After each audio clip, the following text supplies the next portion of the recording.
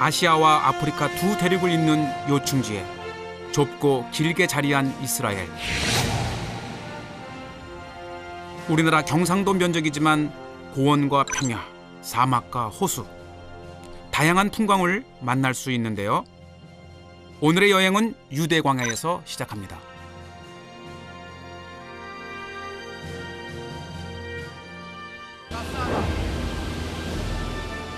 하늘에서 이스라엘을 내려다보면 아득히 넓고 광활한 황무지가 먼저 눈에 들어옵니다.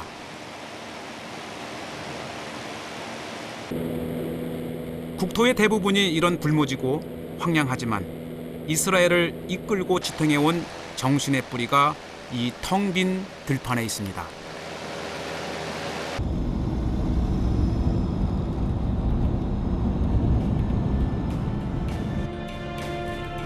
보이는 것보다 보이지 않는 세계가 훨씬 깊고 넓은 땅.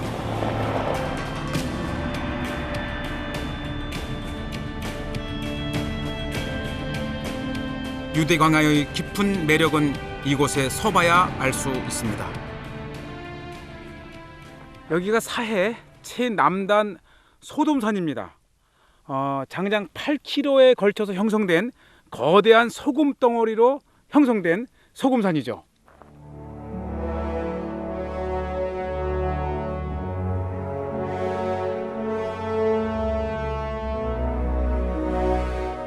성서에 등장하는 소돔과 고모라가 여긴데요. 타락한 도시를 멸망시키기 전 신은 롯의 가족을 피신시키지만 도망가다 뒤돌아본 롯의 아내가 소금기둥이 되었다는 이야기가 전해지고 있죠.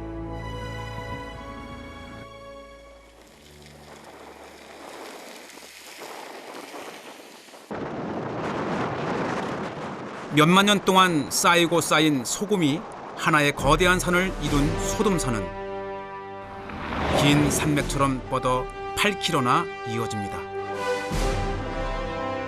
그리고 그 사이사이 균열된 틈으로 형성된 동물 수십 개가 숨바꼭질하듯 숨어 있습니다.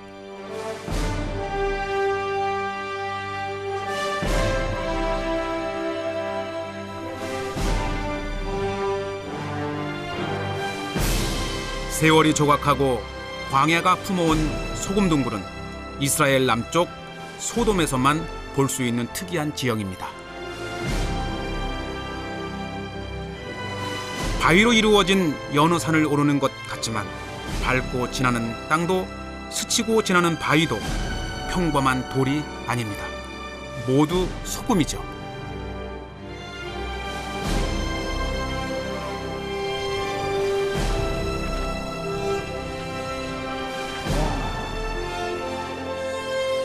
마치 몇만 년 전에 소금의 세계로 들어온 것 같아요.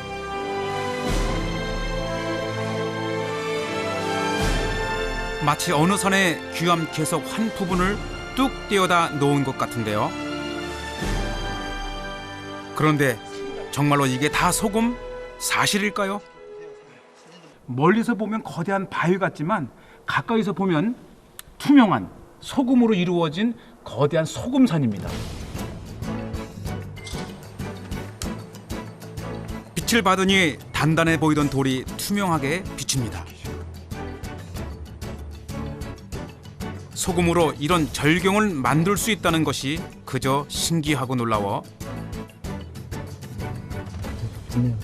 자꾸 카메라 셔터에 손이 갔습니다. 수정처럼 맑은 소금 결정체는 강하고 뾰족합니다. 그런데 어떻게 광야에 이런 소금산이 생겼을까요?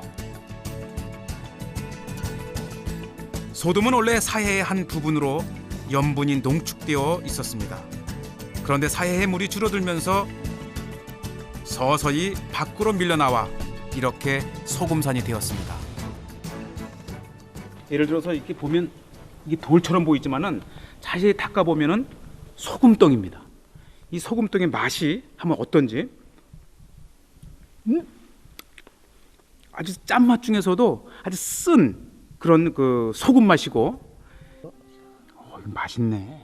강한 짠맛과 함께 어우러진 오묘한 맛이 있었는데요. 유대 광야의 세월이 만들어낸 깊은 맛이 입에서 오랫동안 맴돌았습니다. 하늘이 뺑 뚫려 있고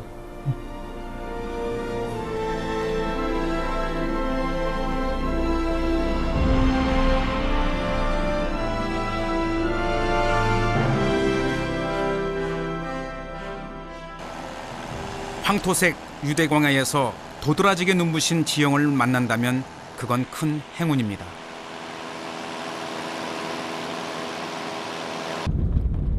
하얀 가루를 뿌려놓은 것처럼 온통 새하얀 세상은 협곡이었다가 어느 순간 기둥이 되어 나타나기도 합니다. 아주 신비의 세계 들어오는 것 같아요.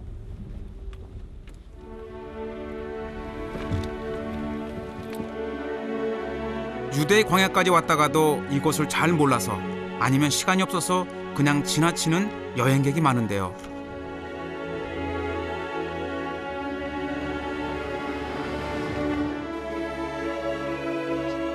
하지만 이것을 보고 난다면 유대 광야의 첫 번째 여행지로 꼽게 될지도 모릅니다.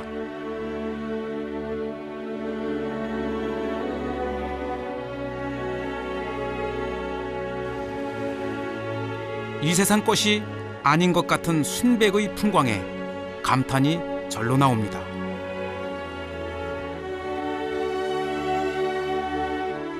유대 고원 지대에서 사해까지 이어지는 연안 석회암 지대는 기기묘묘한 자연의 전시장입니다.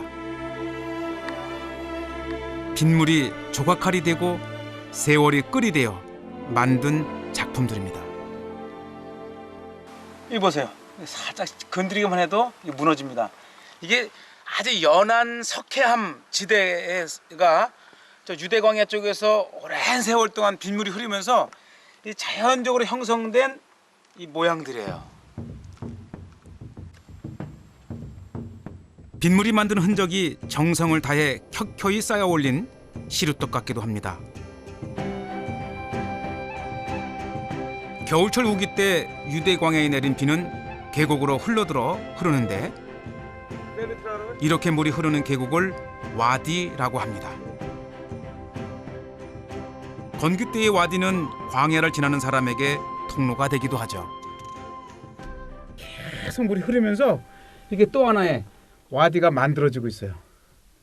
아주 오랜 시간 후면 다시 이곳 와디로 사람이 또 올라갈 수 있는 길이 생기겠죠. 모든 것이 그대로 멈춘 듯 보이지만 광야는 이렇게 자신의 모습을 바꾸어 왔습니다. 아주 느리지만 쉼없이.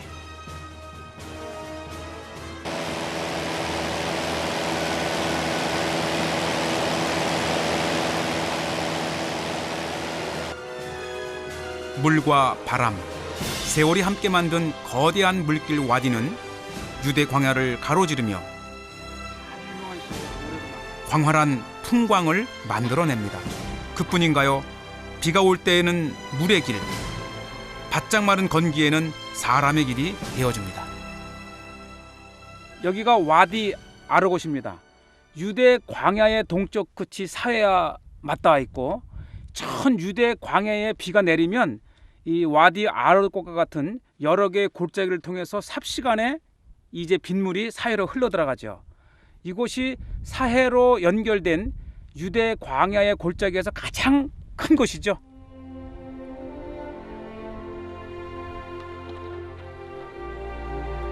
건조한 유대 광야에 내린 비는 한 해 동안 200mm도 채 안 됩니다.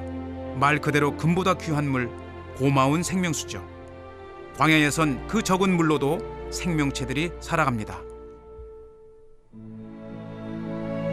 적게 가졌지만 모두가 살아가는 곳, 유한한 조건 속에서도 무한한 곳이 광야일 겁니다. 그런데 내리는 빗물이 적은데 사람도 동물도 어떻게 살아갈까요? 사람의 지혜는 척박한 환경에서 더 빛이 납니다. 바로 우물입니다.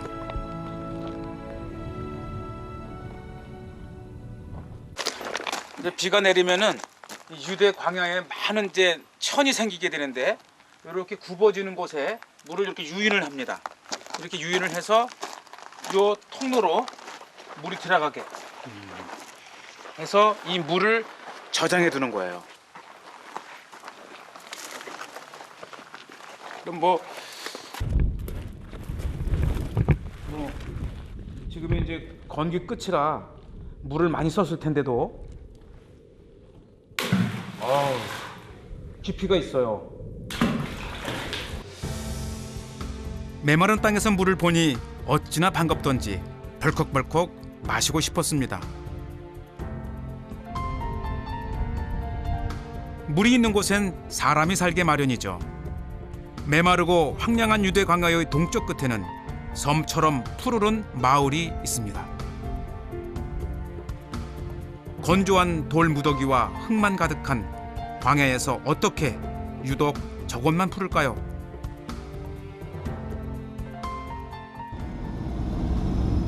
오랜만에 보는 초록의 정원은 입구부터 공기가 달랐습니다. תודה רבה. 아따 하이미셸라 키부츠 כן, 엔게디. כן, כן. 이분이 키부츠의 창립 멤버시고 산 역사십니다. 이분을 통해서 오늘 이 유대 광야 엔게디 키부츠를 한번 보겠습니다. 키부츠는 집단 공동체를 뜻합니다. 1956년 척박한 땅을 일구겠다며 사람들이 이곳으로 모여들어 식물원과 관광 사업을 하는데요. 사유재산 없이 공동으로 노동하고 분배하며 주민 500명이 함께 살아가고 있습니다.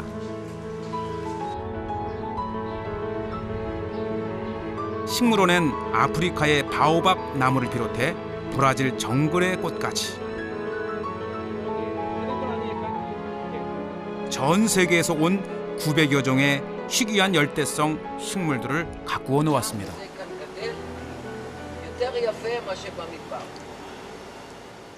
ואנחנו רואים את האלוהידה ממדגסקר, זה צמח מדברי ממדגסקר. 와, 그야 클리어 짜 맞지? 이제 그뭐 멜라페포노마. עכשיו, למשל, 이야. באזורים שהקקטוסים גדלו בעבר היו אינדיאנים. והם למשל, את הקוצים של זה, 응? עשו מזה חכות לדייג.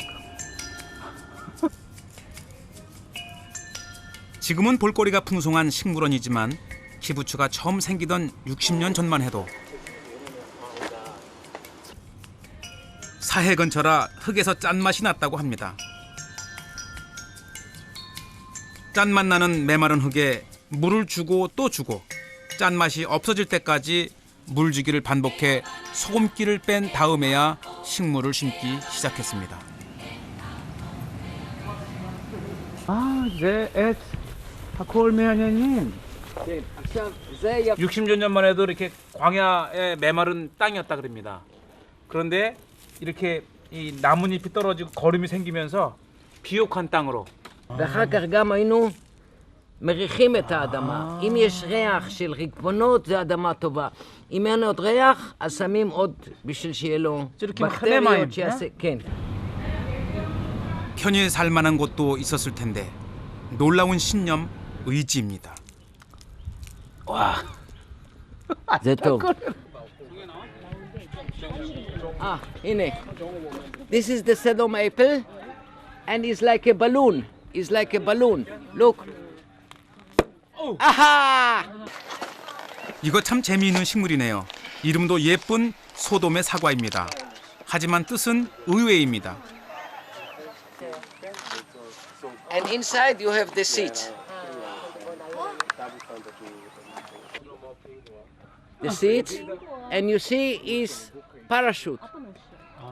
רגע, תעיף אותו. 겉만 번지르르한 실망스러운 이라고 하네요. It's like a parachute. אני אומר שזה עבודה במדבר, זה אהבה של המדבר. זה להפוך את המדבר למקום של חיים. כי נס יכול, כמו שנס בא, גם נס יכול ללכת. אבל אם אתה עושה משהו עם שורשים, זה כל הזמן פה. 그러나 황량한 광야의 푸른 엔게리 키부츠는 아무리 보아도 기적입니다. 사람의 손으로 일구어낸 기적이죠.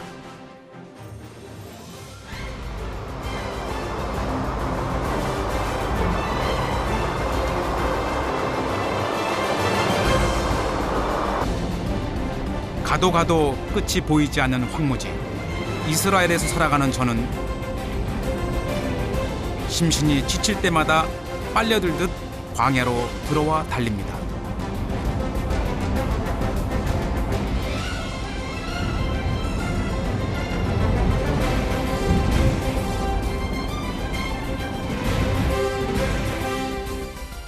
광야는 사람을 끌어들이는 묘한 매력이 있거든요.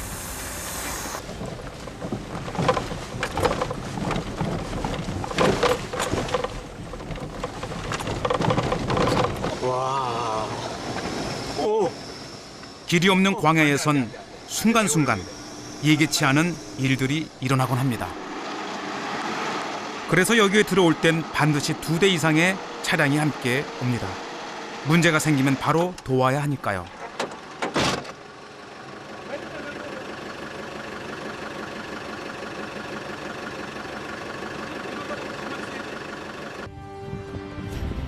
아찔했던 위기는 잠깐, 다시 평화가 찾아옵니다.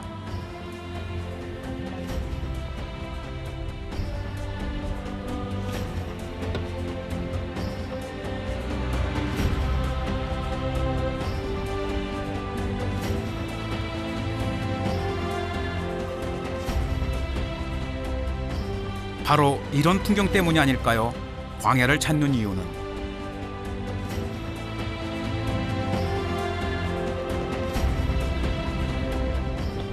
채우기 위해 정신없이 살아가는 사람들에게 광야가 말하는 것 같습니다. 다 내려놓아도 된다고. 비워야 채울 수 있다고.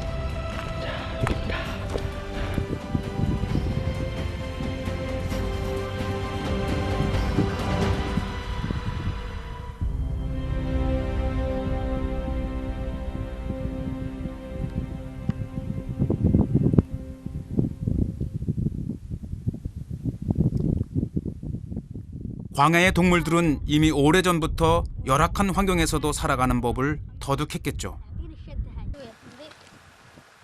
광야를 즐기는 것은 신과 베두인이다 라는 말이 있습니다.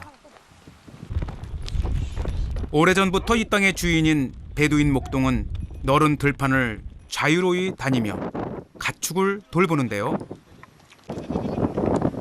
이 목동들이 전 세계를 깜짝 놀라게 만든 대발견을 했습니다.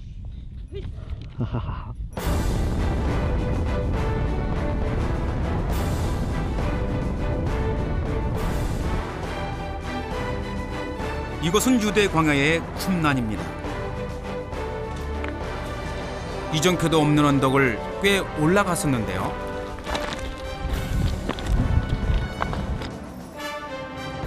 평지에서 멀리 떨어진 절벽 안쪽에 숨어있는 동굴의 존재를 그 누구도 알지 못한 채 2000년이 흘러왔습니다.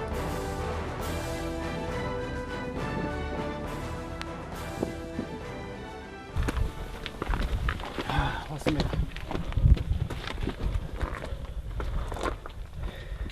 이곳이 20세기 최고의 고고학 발굴로 기록된 쿰란 제1동굴입니다.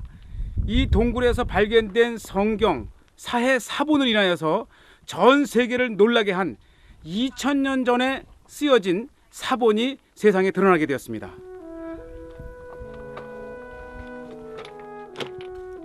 이 지역은 외부와 단절된 채 광야에서 살아가던 에센의 종파의 주거지였습니다.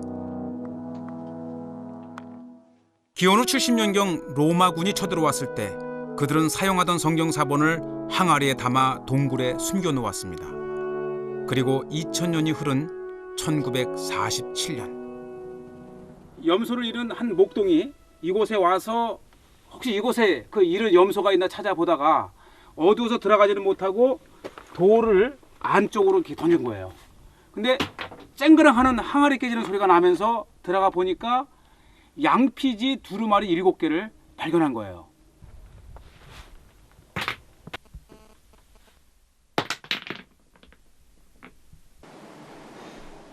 2000년 동안 잠들어 있던 항아리에는 동물의 가죽을 이용한 양피지 두루마리가 있었는데요. 목동들이 찾은 두루마리가 고고학자들의 손에 들어간 결과 2000년 전에 쓰인 성경의 사본이란 것이 밝혀졌다고 합니다. 건조한 날씨 덕분에 두루마리들은 비교적 완전하게 보존될 수 있었습니다. 당시 발견된 사본의 대부분은 히브리어로 쓰여져 있었는데요. 종교인들의 삶을 기록한 문서들은 그 시대를 이해하는 데 생생한 자료가 된다고 합니다.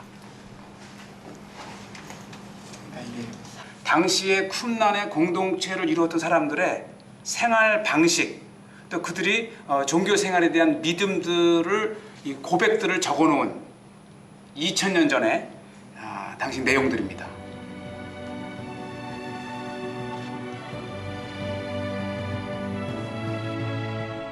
제1동굴을 발견한 뒤 주변 지역을 발굴했는데요. 두루마리가 보관된 동굴 10여 개에서 문서 1000여 개를 더 찾게 됩니다. 특히 제4동굴에서는 성경의 이사야서 66장 전권이 발견되었습니다. 저 너머 또 어딘가에 아직 발견되지 않은 문서들이 더 있겠죠. 도시 생활을 멀리하고 외부와 단절된 채 광야에서 종교 생활을 한 것은 쿰란 공동체만이 아닙니다.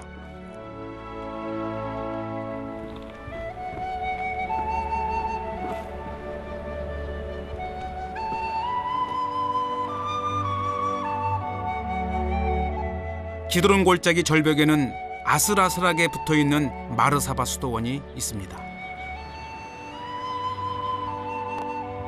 과연 누가 왜 이런 골짜기에 숨어들어서 기도를 하고 수행을 했을까요? 483년에 건립된 마르사바 수도원은 현존하는 그리스 종교의 수도원 중에서 가장 오래됐는데요. 세상과 단절된 기도는 골짜기를 찾아와 동굴에서 홀로 수행하던 사바 성인은 제자가 생기자 처음엔 동굴 수도 공동체를 형성했습니다. 그런데 여자는 수도원 안에 들어갈 수 없습니다. 수도에만 정진하기 위해 전통적으로 금녀의 구역이었다고 합니다.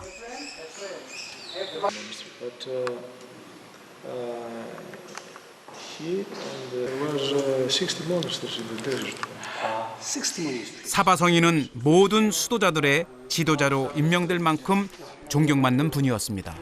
1500년 전에 돌아가셨는데 지금까지도 이렇게 미이라로 이분을 잘 이렇게 모시고 있고, 그 정신을 따라서 지금까지도 1500년 동안 이곳에서 수도사들이 계속 기고를 하고 있습니다.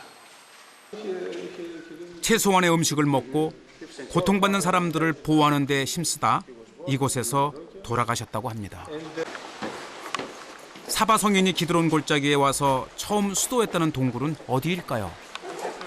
사바 수도사님께서 처음 저곳에서 5년간 불을 나오지 않고 수도를 했다고 하는 것입니다. 어떻게 저런 절벽 동굴에서 5년 동안이나 살 수 있었을까요? 발을 잘못 내딛기라도 하면 그대로 떨어질 것 같은 절벽은 높이가 100여 미터 정도 되는데요. 내려다보기만 해도 아찔했습니다. 동굴은 한 사람이 들어가서 앉을 정도의 크기였는데요. 떨어질까 무서워 발 뻗고 잠도 편히 못 잘 것 같았습니다. 그런데 이런 동굴이 한두 개가 아닙니다.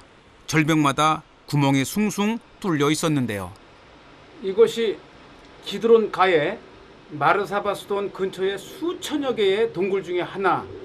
이곳에서 수천여 명의 수도사님들이 기도를 하셨죠.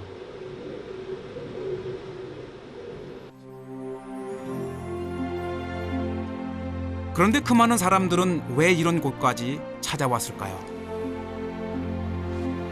세상과 단절된 광야에서도 또다시 접근하기 힘든 절벽을 찾아 수행처로 삼았던 그 마음은 얼마나 절실했던 것일까요? 완벽하게 비워진 사막, 아득한 정막만이 가득 찬 이 황량한 땅에서 그들은 또 무엇을 찾았을까요? 이제 유대인의 저항 정신이 깃든 유대 민족의 성지 마사다로 향합니다.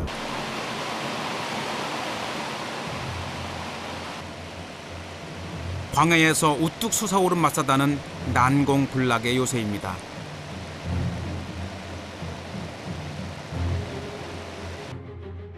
오래전 거대한 물줄기가 유대 광야를 쓸고 내려갈 때 봉우리처럼 남겨졌죠.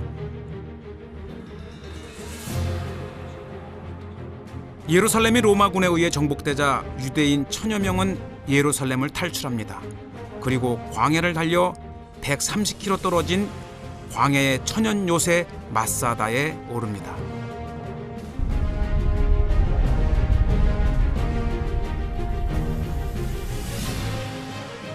케이블카를 타면 3분 만에, 걸으면 1시간 반 만에 오르지만 로마군이 마사다 정상을 밟는 데는 무려 3년이나 걸렸습니다.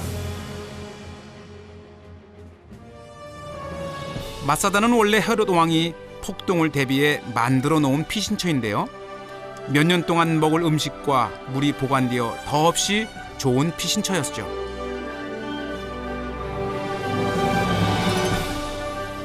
도망자들을 뒤쫓아온 로마군에겐 요새 위에 유대인들을 끌어내릴 방법이 없었습니다. 당시 로마군이 주둔했던 흔적이 지금까지도 남아 있습니다.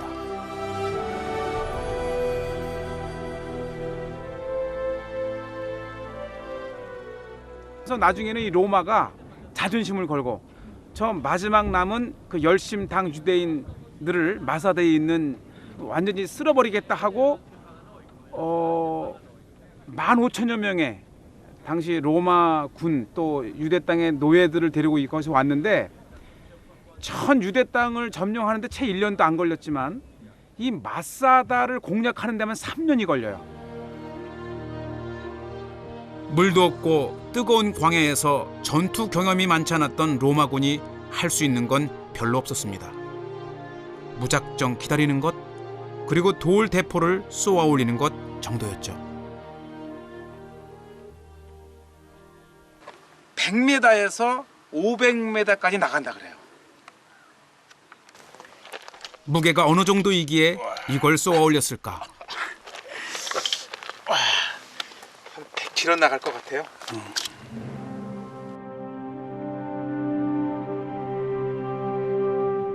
갑자기 찾아온 유대의 마지막 저항군이 3년이나 생활했지만 마사다에선 부족한 게 없었습니다.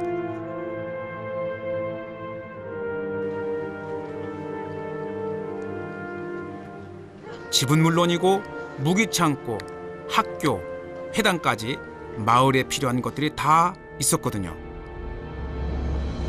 그리고 헤롯 왕이 마사다를 만들며 가장 신경 쓴 것, 바로 물이었습니다. 이 유대 광야에 있는 이 마사다의 물 부족을 어떻게 해결했는가?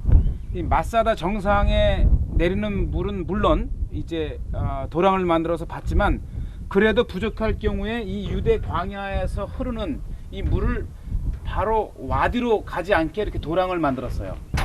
많은 물들을. 겨울철 우기에 잠깐 내리는 비지만 한 방울이라도 더 끌어모으려는 지혜가 놀랍습니다. 마사다에는 25개의 물 저장고가 있는데요. 동굴 같은 입구와 도랑을 곳곳에서 볼 수 있습니다.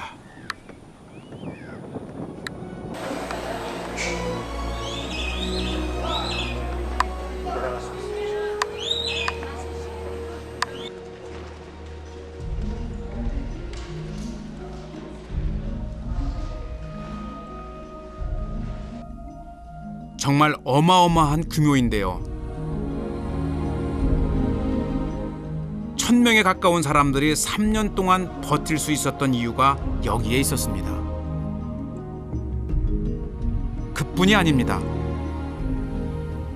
이 3년 동안 그 유대 그 저항군이 있었을 때에 이 단백질이 필요하잖아요. 그걸 새에서 특히 비둘기에서 그걸 찾았죠. 그래서 유대인들은 비둘기를 먹어요.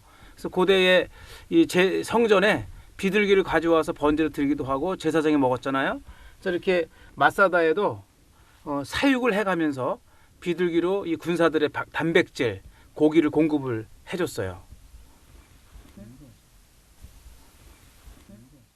식용으로 쓸 비둘기 사육장까지 갖췄으니 3년이 아니라 더 긴 시간도 거뜬히 버틸 수 있었을 겁니다.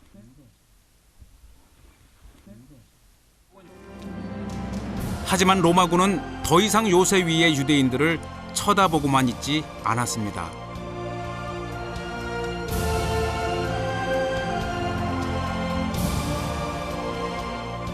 토성을 쌓기 시작한 것이죠.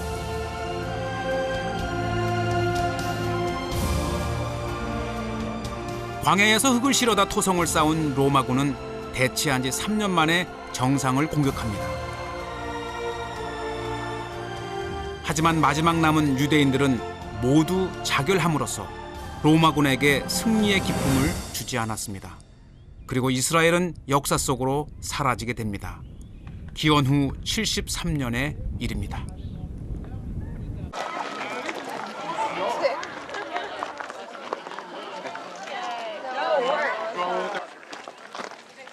마사다에서는 소년들이 커다란 토라를 들고 가는 모습을 종종 볼 수 있습니다.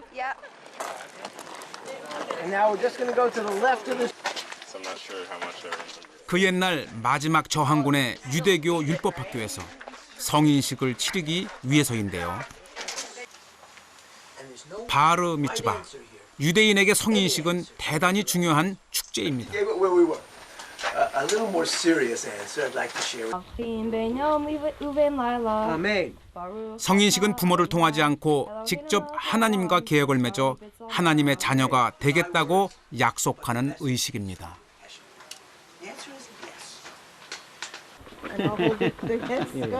소년들은 히브리어로 쓰인 유대교 경전, 토라를 낭독하기 위해 오랫동안 준비를 합니다.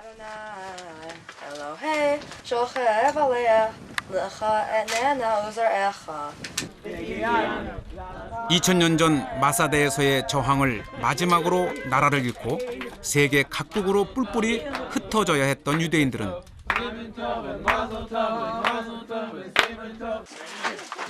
유대인의 정신과 뿌리를 알려주기 위해 역사의 현장에 와서 성인식을 거행합니다. Dad and Mom for bringing me here. You're welcome. all the like things I bought here, staying here the whole bar mitzvah. So we are from California, from the United States, and the traditional bar mitzvah in the United States can be in the local, the neighborhood temple, Yes. right? But we thought to get a stronger connection to Israel, that we would want to have it here. 이스라엘을 이끄는 힘, 유대인의 정신적 뿌리가 되어주는 곳, 이곳은 유대 광야입니다.